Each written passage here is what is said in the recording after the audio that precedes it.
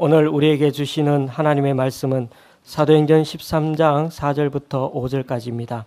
두 사람이 성령의 보내심을 받아 실루기아에 내려가 거기서 배 타고 구브로에 가서 살라미에 이르러 하나님의 말씀을 유대인의 여러 회당에서 전할세 요한을 수행원으로 두었더라. 아멘.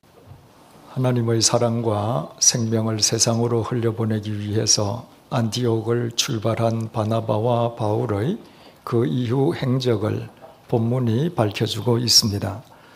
두 사람이 성령의 보내심을 받아 실루기아에 내려가 거기서 배 타고 구브로에 가서 살라미에 이르러 하나님의 말씀을 유대인의 여러 회당에서 전할세 요한을 수행원으로 두었더라. 바나바와 바울 그리고 그들의 수행원이었던 요한은 성령님의 인도하심 속에서 황제의 항구인 셀류케이아에서 구브로행 배를 탔습니다. 구브로는 셀류케이아 항에서 약 200여 킬로미터 떨어져 있는 지중해의 섬입니다. 구브로의 동쪽 항구 살라미에 도착한 그들은 유대인의 회당을 찾아다니면서 하나님의 말씀을 전했습니다. 구브로에서뿐만 아니라 그들은 그 이후에도 가는 곳마다 유대인의 회당을 찾아다니면서 하나님의 말씀을 전했습니다. 유대인의 회당을 복음 전도의 거점으로 삼은 것이었습니다. 그러나 그것은 그들의 독창적인 생각이었던 것은 아니라고 했습니다. 그것은 바로 주님의 방법이었습니다. 2000년 전 이 땅에 오셨던 주님께서는 마을 회당을 찾아다니면서 천국 복음을 가르치시고 또 병자를 고쳐 주셨습니다. 주님께서 먼저 유대인 회당들을 복음의 전초 기지로 사용하신 것이었습니다. 그 유대인 회당은 유대인들의 천하 태평 시절에 세워진 것이 아니었습니다. 지난 시간에 말씀드린 것처럼 바빌로니아 제국에 의해 예루살렘이 멸망하고 예루살렘 성전이 파괴되고 수없이 많은 유대인들이 바빌로니아 제국의 포로로 끌려가거나 혹은 외국으로 뿔뿔이 흩어지던 눈물과 고통과 좌절과 절망의 시기에 지중해 세계 도처에 유대인들에 의해 회당이 세워지게 되었습니다. 예루살렘 성전을 잃은 유대인들이 함께 모여 율법을 배우고 하나님께 기도드리기 위함이었습니다.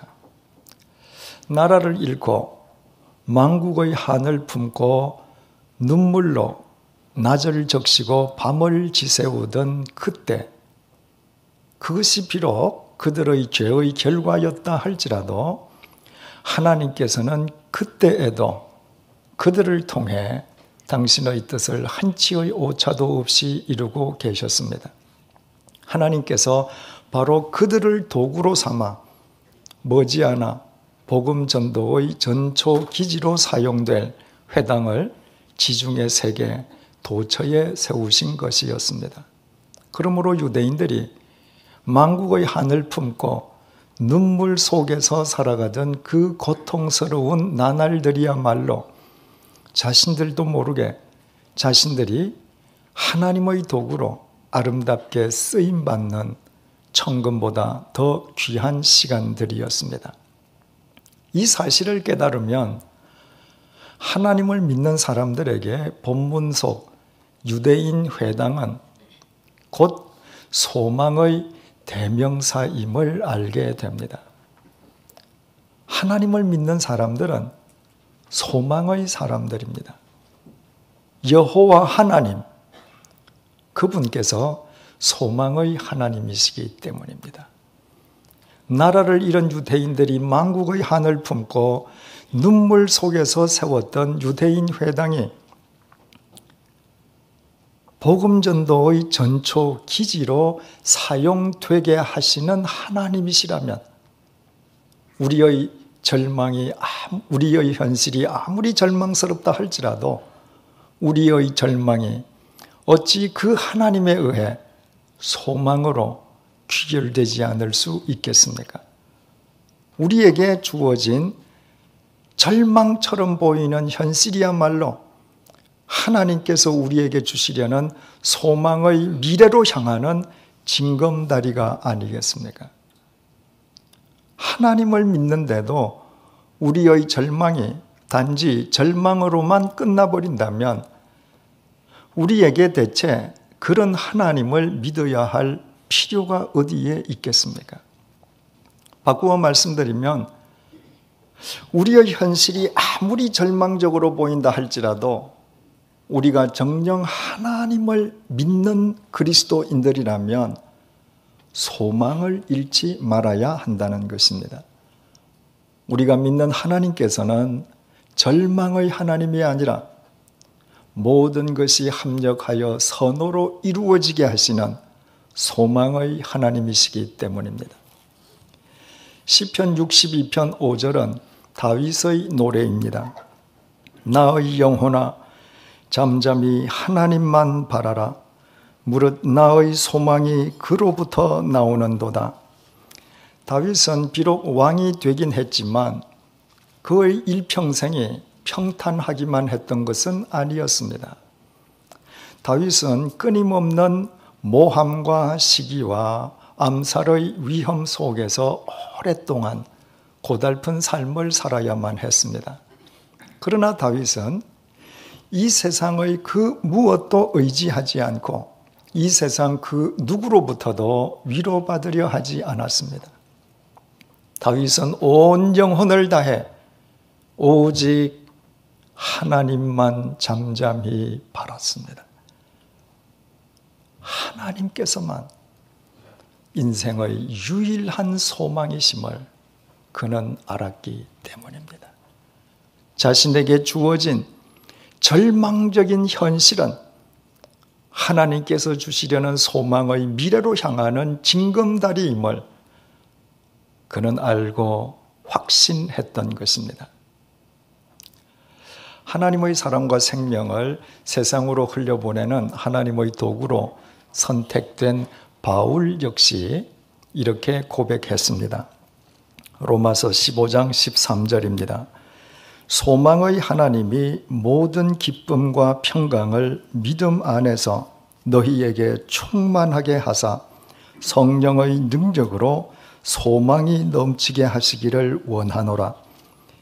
전도의 첫 발을 내디딘 바울의 삶도 평탄하지 않기는 매 한 가지였습니다.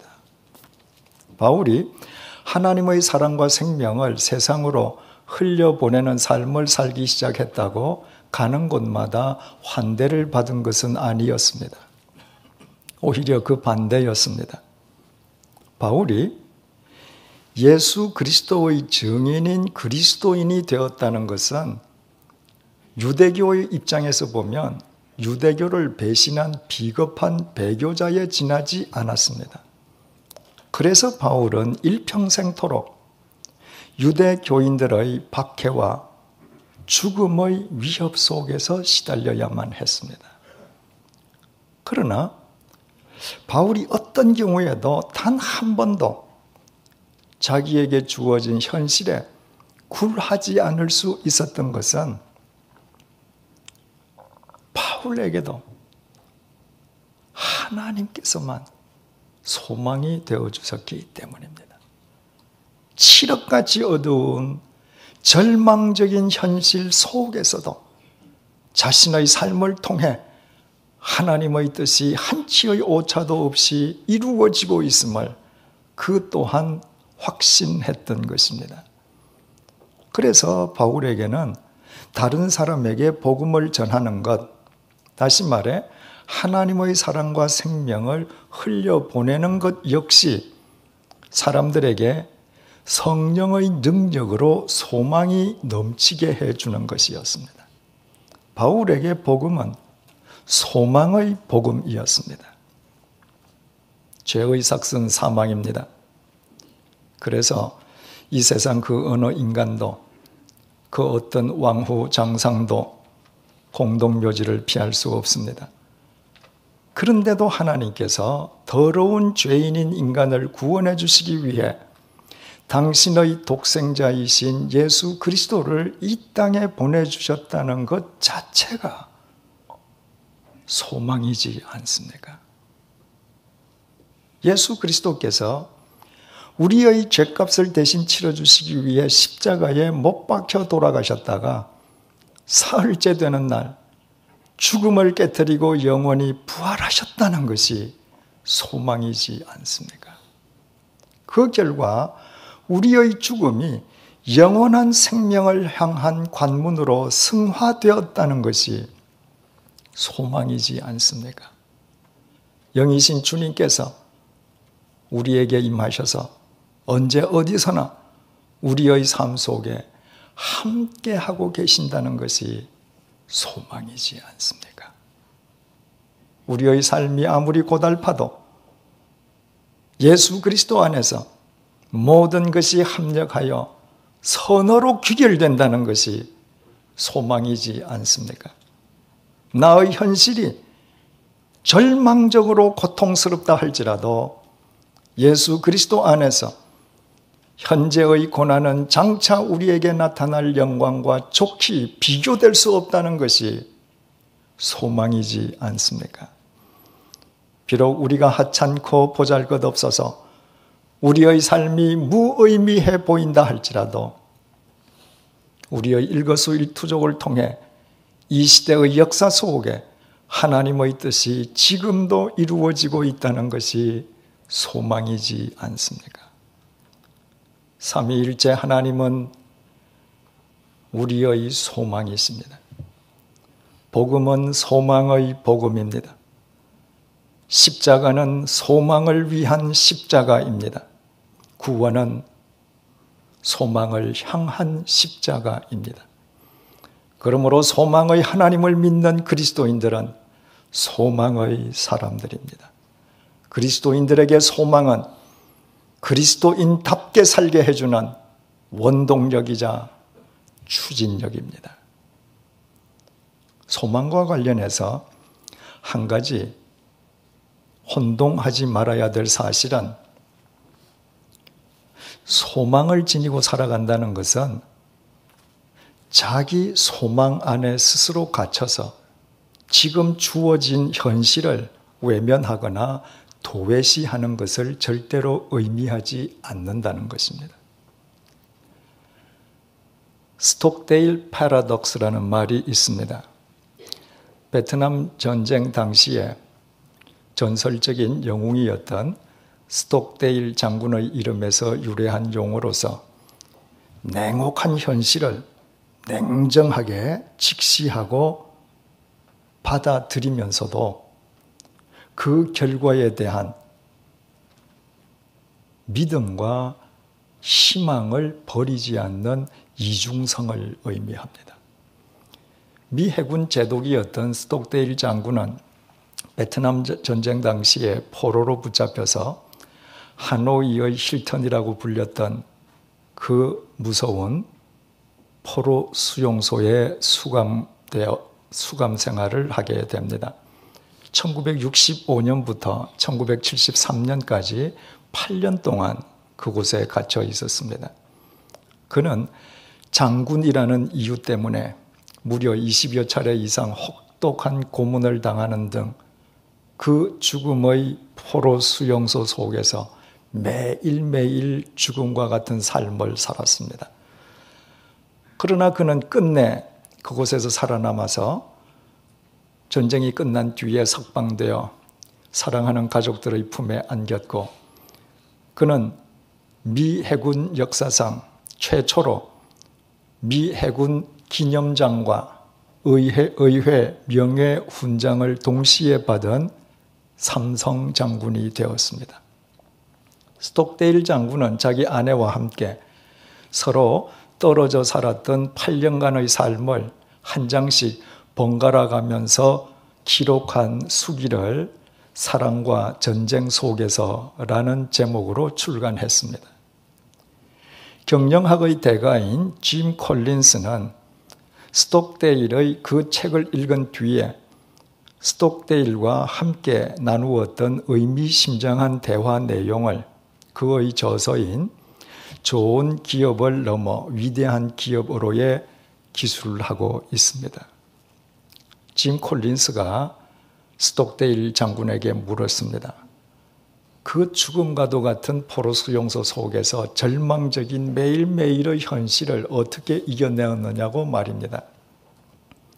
스톡데일 장군은 아무리 현실이 절망적이라 할지라도 자기 인생의 결과에 대해 믿음을 버려본 적이 없었고 그 포로 수용소에서 풀려날 것이라는 희망을 한 번도 의심해 본 적이 없었기 때문이라고 답변했습니다. 크리스천이었던 스톡데일 장군은 소망의 사람이었던 것입니다. 짐 콜린스가 스톡데일 장군에게 그러면 그 죽음의 포로 수용소 속에서 매일의 절망적인 삶을 이기지 못하고 그 속에서 죽어간 사람들은 어떤 사람들이었느냐고 다시 물었습니다. 스톡데일 장군은 낙관주의자들이었다고 답변을 했습니다. 낙관주의자들이 끝까지 살아남지 못했다니 그것은 참으로 놀라운 대답이었습니다. 어떤 사람이 미래에 대해 낙관적으로 생각하고 살아간다는 것과 소망을 품고 살아간다는 것은 도대체 그 양자 사이에 무슨 차이가 있는 것입니까? 언뜻 생각하면 그 말이 그 말 아니겠습니까? 그러나 스톡데일 장군은 자신이 말한 낙관주의자들을 막연히 이번 성탄절에는 풀려날 거야 생각하는 사람들이었다고 설명했습니다. 그러다가 성탄절이 그냥 지나가면 부활절에는 나갈 거야. 부활절도 지나가면 감사절에는 나갈 거야. 감사절마저 지나가면 다음 성탄절에는 이렇게 매번 반복만 하다가 스스로 상심해서 무너져 버리고 말더라는 것입니다. 스톡데일 장군의 이 말은 우리에게 대단히 중요한 교훈을 일깨워주고 있습니다. 미래에 대한 낙관이든 미래에 대해 지니고 있는 소망이든 지금 현재 주어진 현실을 직시하고 그 현실을 받아들일 때에만 그 실체를 얻을 수 있다는 것입니다. 스톡데일 장군이 말한 낙관주의자들은 막연한 낙관에 사로잡혀 자신들의 눈앞에 있는 현실을 받아들이지 않는 사람들이었습니다. 바꾸어 말씀드리면 자신들 앞에 주어져 있는 현실을 받아들일 수 있도록 그것을 극복할 수 있도록 자기 자신들을 단련시키지 않는 사람들이었습니다. 주어진 현실을 받아들이려 하지 않는 사람들에게 막연한 낙관은 현실을 망각해 하는 마약에 지나지 않았습니다. 그래서 막연한 생각에만 사로잡혀 살다가 주어진 현실이 조금도 변하지 않자 그 현실을 이겨낼 수 있는 체질로 자기 자신을 가꾸지 못한 그들은 그 현실의 무게에 짓눌려 스스로 넘어져 버리고 말았던 것입니다.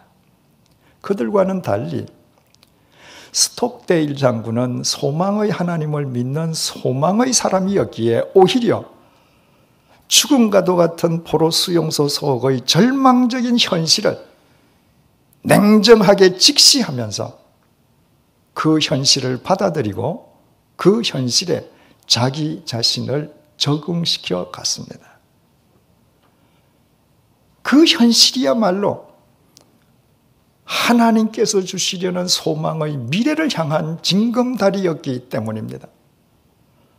하나님께서 자기 앞에 놓아두신 그 현실의 징검다리를 두 발을 내밀어 내딛지 않고서는 그가 소망하는 결과에 이를 수 없기 때문이었습니다. 결국 그는 그 현실을 받아들이고 그 현실을 극복함으로 그가 소망하던 결과의 실체를 누리게 되었습니다. 스톡데일 장군처럼 주어진 냉혹한 현실을 냉정하게 직시하고 받아들이는 것과 그 결과에 대한 믿음과 소망을 버리지 않는 것은 모순되지 않는다는 것이 스톡데일 파라닥스의 내용입니다. 다시 말씀드리면 주어진 현실이 절망스럽지만 그 현실의 결과에 대해 소망을 가지고 있는 사람일수록 더욱 현실을 냉정하게 직시하고 그 현실을 받아들일 수 있어야 한다는 것입니다. 그러나 이 위대한 법칙은 실은 겨우 40년 전에 스톡데일 장군으로부터 유래한 것이 아닙니다. 이것은 바로 우리 하나님의 법칙입니다. 소망의 하나님을 믿었던 소망의 사람 바울은 우리에게 이렇게 권면하고 있습니다. 로마서 8장 24절입니다.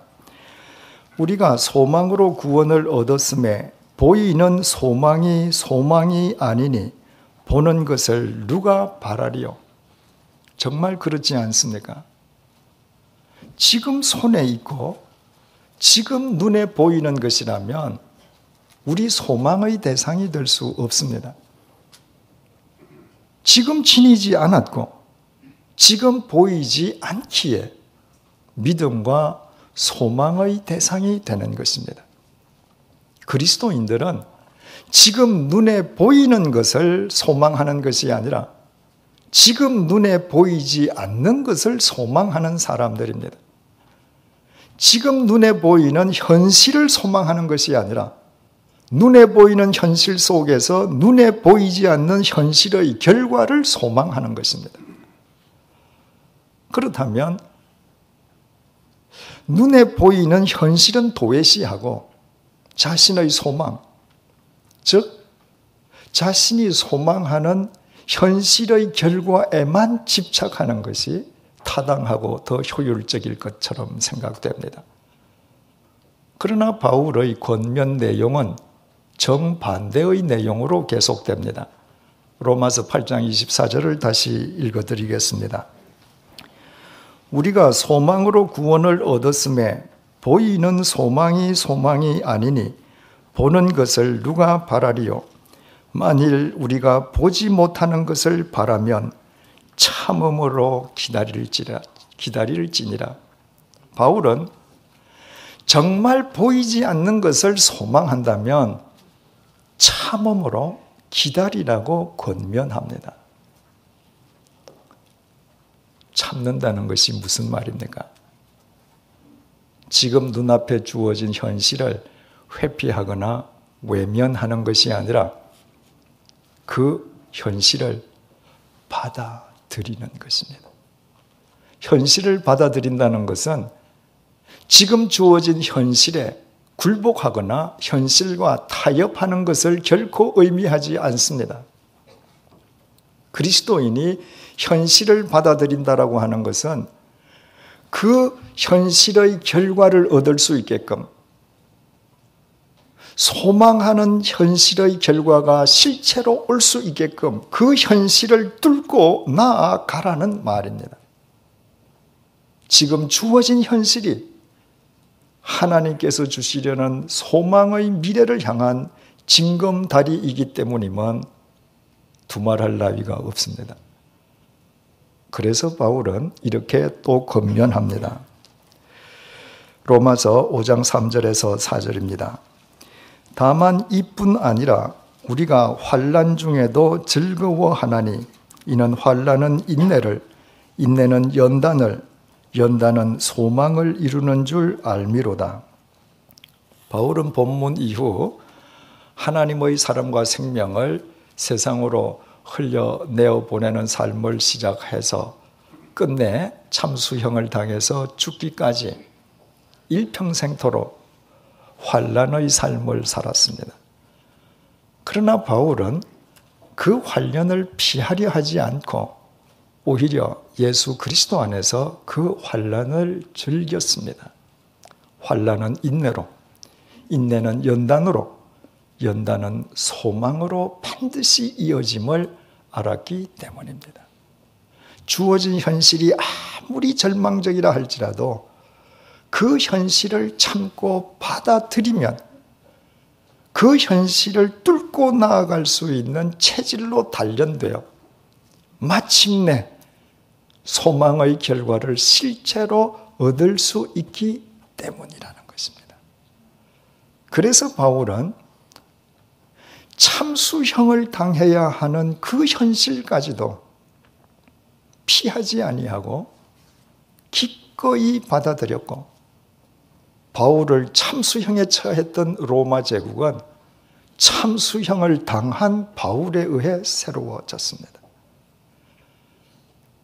주어진 현실을 믿음으로 받아들임으로 세상을 새롭게 하려고 했던 바울의 소망이 인류의 역사 속에서 구체적인 실체로 구현된 것이었습니다. 그러나 그것은 바울 개인의 능력이나 역량에 의해서가 아니라 그를 구원하시고 그와 함께 해주신 주님으로 인함이었습니다. 오늘은 주님의 성탄을 기리는 대림절 셋째 주일입니다. 2000년 전 주님께서는 인간을 죄와 사망으로부터 구원해 주시는 소망의 주님으로 이 땅에 오셨습니다. 그러나 이 땅에서 주님의 매일매일의 현실은 환난의 연속이었습니다. 갈릴리 빈민촌에서 가난과 싸우셔야 했고, 유대교 지도자들의 끊임없는 박해와 공격을 당하셔야 했고, 당신의 제자 가룟 유다의 배신으로 체포당하셨고, 대제사장의 집마당에서 수제자라 일컬어지는 베드로로부터 3번씩이나 면전에서 부인당하고 저주받는 수모를 겪으셨고, 온 몸이 피투성이가 되기까지 로마 군인의 채찍질을 당하셨고, 끝내 십자가에 못 박혀 돌아가셨습니다. 그러나 주님께서는 그 현실을 회피하시지 않았습니다. 십자가의 죽음이라는 현실을 앞두고서는 그 현실을 피하게 해달라고 땀에 피가 배어나기까지 처절하게 기도하기도 하셨지만, 그러나 주님께서는 끝내 십자가 죽음의 현실마저 받아들이셨습니다. 주님께는 소망과 믿음이 있었기 때문입니다. 주님께 주어지는 그 매일의 환난은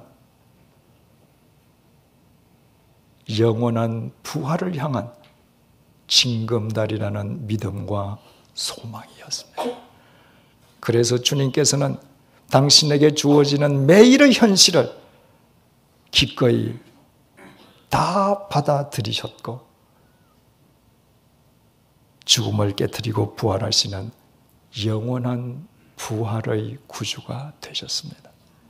그뿐만 아니라 온 인류를 구원하시려는 하나님의 소망을 이루어드리는 소망의 구주가 되셨습니다. 우리 삼위일체 하나님께서는 소망의 하나님이십니다.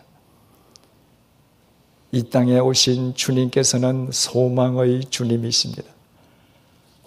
주님의 복음은 소망의 복음입니다. 주님의 십자가는 소망을 위한 십자가입니다. 주님의 구원은 소망을 향한 구원입니다. 소망의 주님을 믿는 그리스도인들은 소망의 사람들입니다. 그리스도인들은 지금 눈에 보이는 것이 아니라 지금 눈에 보이지 않는 것을 소망하는 사람들입니다. 그리스도인들은 지금 눈에 보이는 현실을 소망하는 것이 아니라 그 현실 속에서 보이지 않는 결과를 소망하는 사람들입니다. 그렇다고 그리스도인들은 주어진 현실을 외면하거나 도외시하는 사람들은 결코 아닙니다. 오히려 그리스도인들은 더더욱 현실을 냉정하게 직시하고 그 현실을 받아들이고 그 현실을 뚫고 나아가는 사람들입니다. 그리스도인들에게 주어지는 모든 현실은 하나님께서 주시려는 소망의 미래를 향한 징검다리이기 때문입니다.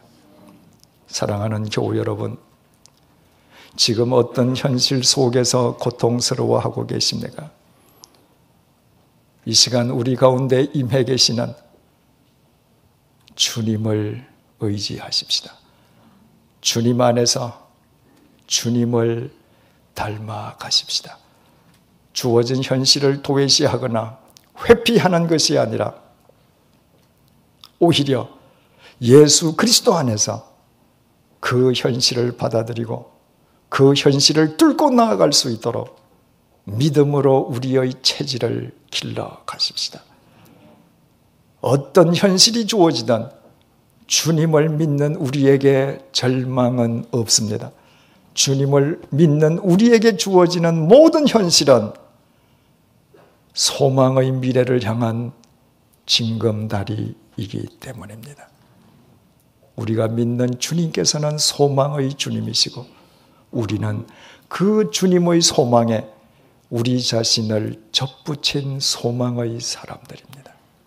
기도하시겠습니다. 2000년 전 이 땅에 오신 주님의 성탄을 기리는 대림절 셋째 주일을 맞아 주님께서 소망의 주님이심을 일깨워 주셔서 감사드립니다. 주님께서 십자가에서 우리의 죄값을 대신 치러주심으로 우리에게 구원의 소망을 주셨음을 감사드립니다.